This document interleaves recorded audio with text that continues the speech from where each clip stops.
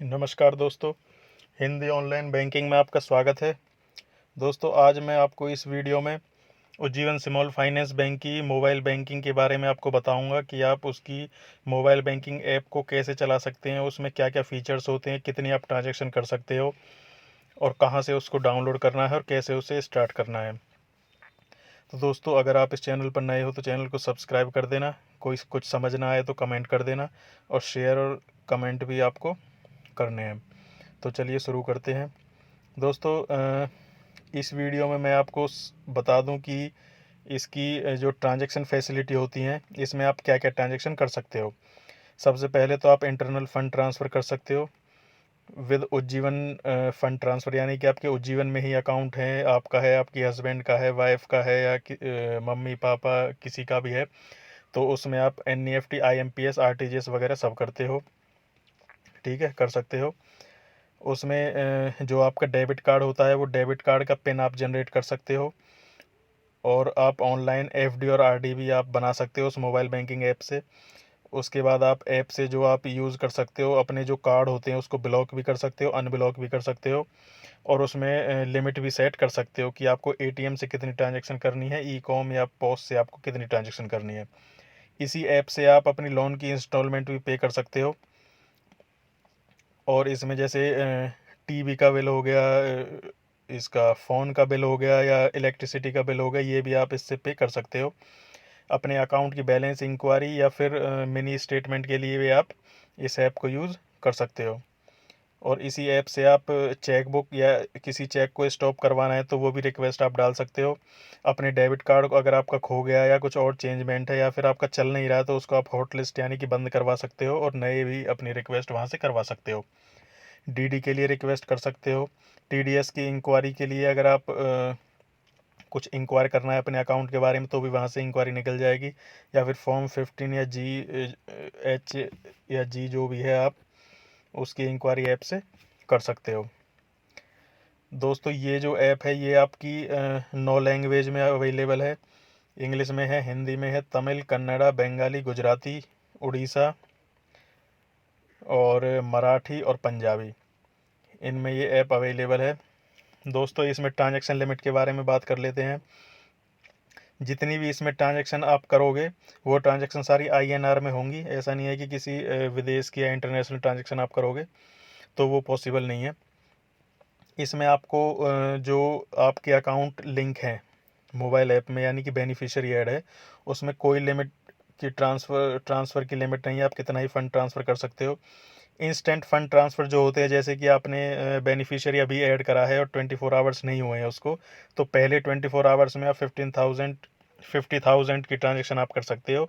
24 hours के बाद उसमें कोई लिमिट नहीं है, आप कितना ही ट्रांजैक्शन कर सकते हो।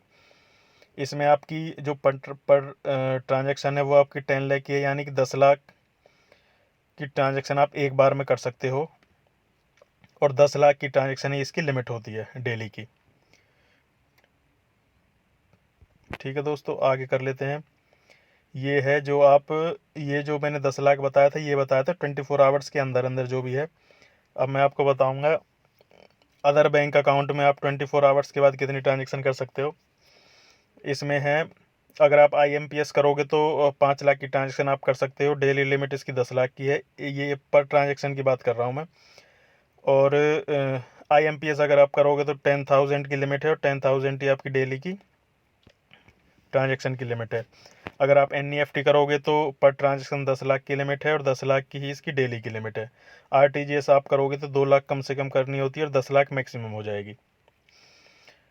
ठीक है दोस्तों, अब इसको कैसे आप इस ऐप को चला मोबाइल बैंकिंग यूज़ कर सकते हो।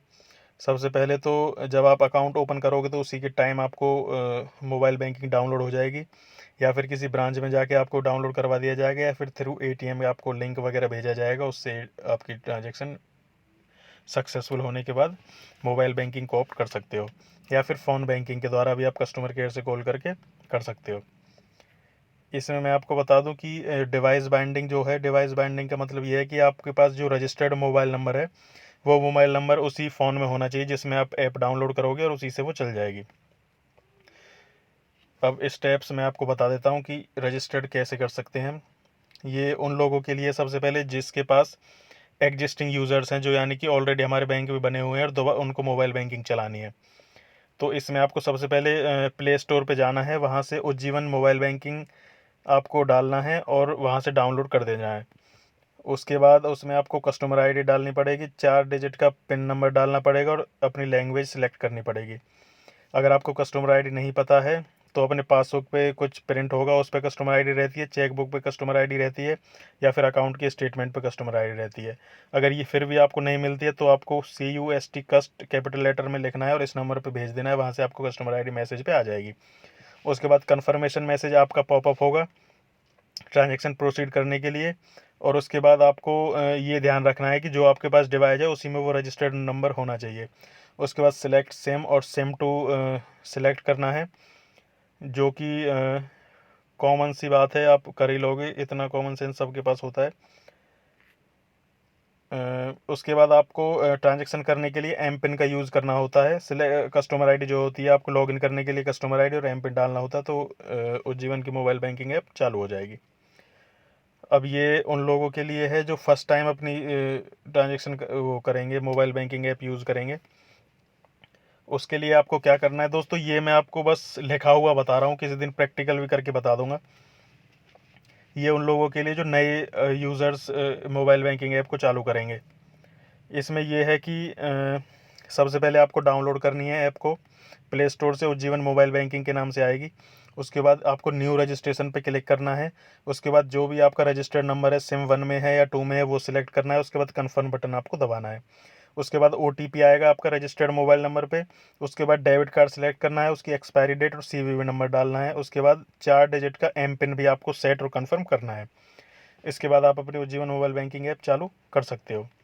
दोस्तों, अगर आप इसमें अपना पिन चेंज करना चाहते हो तो उसके लिए आपको मोबाइल बैंकिंग ऐप को लॉगिन करना है और चेंज एम पिन का ऑप्शन आएगा, उसमें सेटिंग टैब में जाओगे तो वहाँ से हो जाएगा।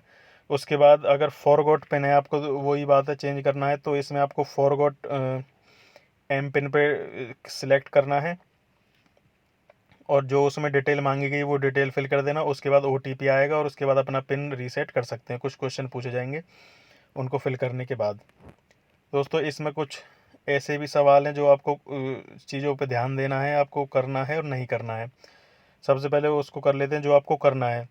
सबसे पहले तो दोस्तों, इसमें जो आपका एम पिन होता है वो किसी से शेयर नहीं करना है, वो कॉन्फिडेंशियल होता है और इतना डिफ़िकल्ट बनाना है कि कोई कैश भी नहीं कर सकता है। उसके बाद आपका पासवर्ड आपको मोबाइल डिवाइस भी लगाना है, जिससे कोई अनऑथराइज एक्सेस आपके फ़ोन को ना कर सके। और अपना जो मोबाइल एप्लीकेशन है वो बिल्कुल अपडेटेड रखनी है। और जब भी आपके ट्रांजेक्शन वगैरह हो जाए तो उसके बाद आपको अपनी ऐप को लॉग आउट कर देना है। कहीं हैकर्स वगैरह या फिर कोई पीछे से आपका फ़ोन चला ले तो ऐसा नहीं होना चाहिए। उसके बाद आपको क्या नहीं करना है वो देखिए। Do not share your M pin आपको शेयर नहीं करना है, क्रीडेंशियल इन्फॉर्मेशन होती है ये। और बैंक आपसे कभी भी कोई भी OTP या एम पिन वगैरह कोई भी कुछ नहीं मांगता है, ना तो कॉल करके, ना बैंक में आप जाओगे तो वहाँ भी नहीं मांगेगा। कोई भी अपनी जो एम पिन होता है, डेबिट कार्ड नंबर होता है या CVV नंबर होता है, वो अपने डिवाइस में कभी सेव करके नहीं रखना है। और अनसिक्योर्ड वाईफाई भी यूज़ नहीं करना है आपको। जैसे कहीं भी रास्ते में आपको वाईफाई दिख जाए और मन करने लग जाए कि भाई यहाँ से शेयर करके मुझे एक ट्रांजेक्शन करनी है, तो ऐसा नहीं करना है। कई बार इनमें भी हैकर्स होते हैं। पब्लिक नेटवर्क पे आपको कभी भी मोबाइल बैंकिंग ऐप नहीं चलानी चाहिए, उज्जीवन की नहीं, किसी की भी नहीं चलानी चाहिए। तो दोस्तों, ये छोटा सा डेमो था उज्जीवन की मोबाइल बैंकिंग ऐप का कि इसमें आप क्या क्या कर सकते हो, क्या नहीं कर सकते हो। आई होप आपको सब पसंद आया होगा। अगर इस चैनल पर नए हो तो सब्सक्राइब कर देना, शेयर कर देना और कमेंट कर देना कुछ समझ में ना आया हो तो। बहुत बहुत धन्यवाद।